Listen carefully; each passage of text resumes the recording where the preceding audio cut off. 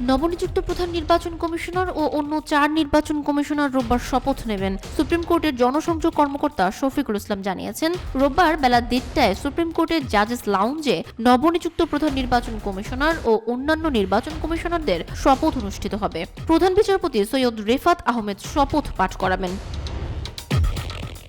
বৃহস্পতিবার সাবেক সচিব এএমএম নাসির উদ্দিনকে প্রধান করে নির্বাচন কমিশন গঠন করা হয়েছে।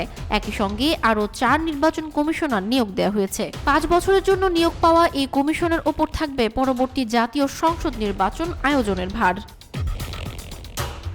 নতুন কমিশনে নির্বাচন কমিশনার হিসেবে থাকছেন সাবেক অতিরিক্ত সচিব আনোয়ারুল ইসলাম সরকার, সাবেক জেলা ও দায়রা জজ আব্দুর রহমান মাসুদ, সাবেক যুগ্ম সচিব তাহমিদা আহমদ ও ব্রিগেডিয়ার জেনারেল অবসরপ্রাপ্ত আবুল ফজল মোহাম্মদ সানাউল্লাহ।